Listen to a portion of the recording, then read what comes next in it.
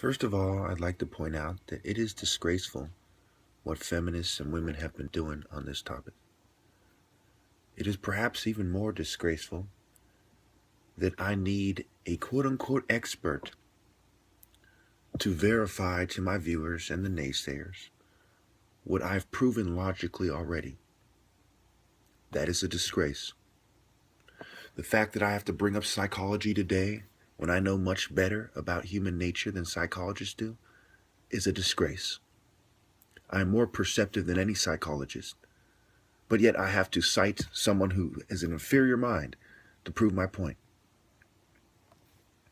Stephen J. Betchen, after 35 years of practicing couples therapy, said this: "In nearly 35 years of practicing couples therapy, I've never seen a partner get it when they never had it to begin with."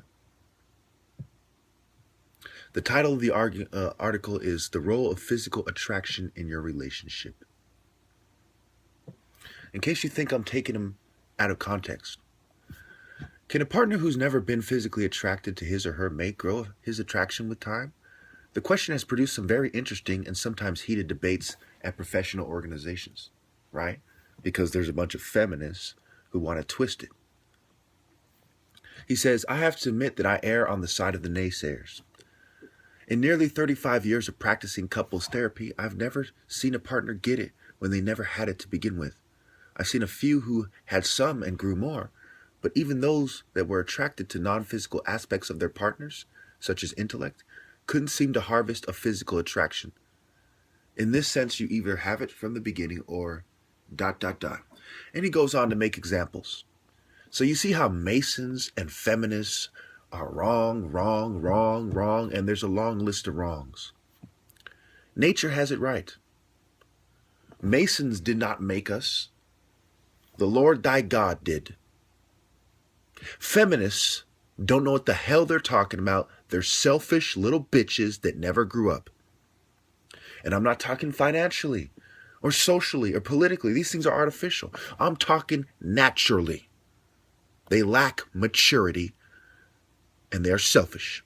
Those complex having cowards trying to get me to say, oh, you're shallow. So if I don't set myself up to fail, I'm shallow.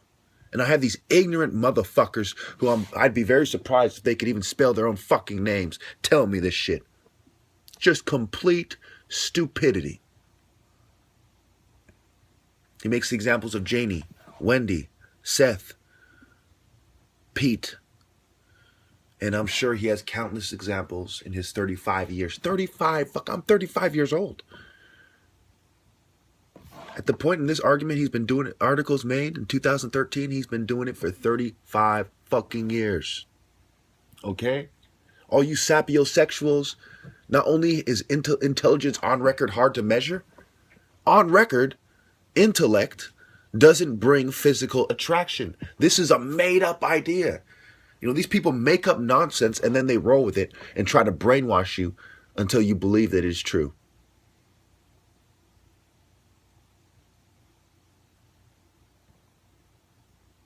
It is that chemistry that you feel. Granted, there might be the rare case of somebody who sees someone who's intellectual and doesn't realize that they're actually attracted to their physically as well. And they think that magically it is the intellect turning them on. For example, if you came across an intellectual dog, would you have sex with them? If you were heterosexual and you came across the smartest person you've ever seen who happens to be the same sex as you, would you be aroused? So you see how nonsensical it is. I'm a sapiosexual. Fucking stupid. You know, feminism is stupid. Masonry is stupid. A pencil dick geek will never give you the things a transcendent hero that you're physically attracted to can. Money will never replace that. You will have an empty, pathetic, shallow relationship. Natural attraction is a key element in a relationship. Anyone who tells you otherwise is a dumbass. Anyone who insists on otherwise is a fucking feminist-loving, Mason-helping piece of shit. I'm sick of these fucking, let's put this thing to rest once and for all. According to scientists, it was a scientific perspective, 35 years of counseling, and he can't find one example, not one, not a single example of somebody who didn't start off being attracted and later on was attracted physically. What you people are talking about is madness. Madness. Settling is madness. When I use this term unattractive woman, get it through your fucking heads. It is bad for the man, it is bad for the woman, and it is bad for any kids they may have. These people are going to fucking couples therapy, relationships counselors and shit. Why? Because they're having trouble with their relationship, and more often than not, it is because of a lack of physical attraction. But yet you turn around. Oh my goodness. They turn around and say that you're shallow if you follow nature. These are the same liberal ninnies that try to pretend that homosexuality is natural, even though you can't have kids.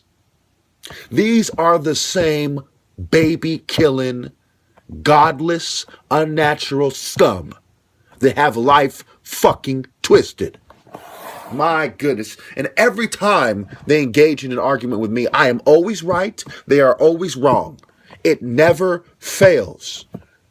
You could say, well, that's because you overthink things. For whatever reason, I'm always right. They're always wrong. They need to shut the fuck up. Okay, so when you look at this blame the victim bullshit, right? First of all you feminists, let's define the victim. What is a victim and what makes a victim a victim?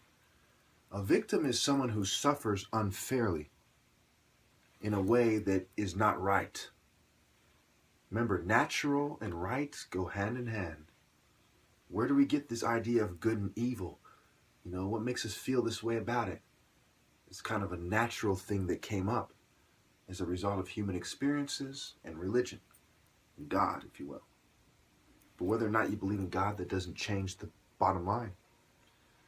So now, I'm about to prove to you that I am a bigger victim than the average woman who has been raped her entire childhood.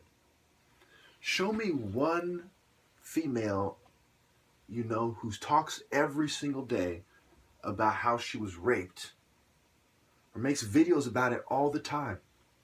You don't see that. But you see me making videos throughout the best years of my life. Throughout the last 7 years about women. And how I've been done wrong by them. So it is safe to say, number one, I am a whole lot tougher than any woman out there, period. Doesn't come close. Number two, I've suffered more from women's actions than a female rape victim has suffered from the actions of pedophiles when she, her being raped when she's her entire childhood, her entire childhood. So then you have to say, well, how come nobody ever talks about people like me? It's a very specific type of person, or case rather, but it applies to a lot more people than you think. What makes a serial killer a serial killer? Is somebody who's been done wrong over a long period of time. Okay? And they have a serious psychological trauma that goes far beyond the psychological trauma that a rape victim, generally speaking, endures. Even one that was molested by their parents their entire childhood. I'd say my pain and theirs, it doesn't come close. They slipped in this kind of brain dead, drugged up, prescription pill taking, groupie state of mind, and they don't really think about it too much. I, however, have to endure it every moment of every day because it's not something that happened when I was young, alone. It's something that's happened my entire life, and even right now, as I make this video, the wounds are fresh. They're healing old wounds. My wounds are fresh every day, and women have no excuse. I promise you, they will hide behind Babylonian social norms. They literally will complain about the oppressor being part of a patriarchy oppressing them. Then when it comes to this argument, they will hide right behind that very oppressor and say, well, the oppressor's social norms state that you have to be a bootlicking coward with a lot of money if you want a nice-looking woman. You see how that works? You see how despicable feminism is and mainstream women's judgment, if you will? It's despicable. Complete hypocrisy. I suffer more than all those rape victims you talk about pretty much put together. But you won't fucking do a single fucking thing to address the problem that's known as women's judgment that breeds in favor of the New World Order. They are New World Order succubi breeders. New World Order harlot breeders. They are objectified breeding machines for the very governing class they claim oppresses them. No excuse. You're going to ignore the elephant in the room and stick up for the fucking people who were raped like 50 years ago. Absolute hypocrisy. Absolute nonsense. They might be raped once or twice or maybe even 100 times. I go through this every moment of every day because of your inferior feminist philosophy, because of your gold-digging philosophies, because of your hypergamy, because of your cowardice and conformity, because of your materialism and your adherence to Masonic philosophies and controlled opposition philosophies. I suffer every moment of every day.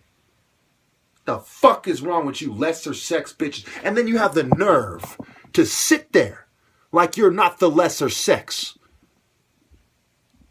Part of what makes you the lesser sex is mind, body, and soul. You're not as close to God as man is.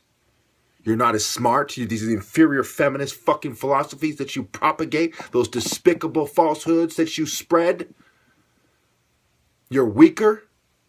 So you're holding on to these inferior philosophies, crying about stubbing your toes while you're stabbing the best man in the back through the heart. Man caused me to stub my toe with your hand on a dagger through my fucking heart. As you repeatedly stab it every moment of every day, you're crying about the toe you stubbed 20 years ago while you're still stabbing my fucking heart. The fuck is wrong with you? Not your fucking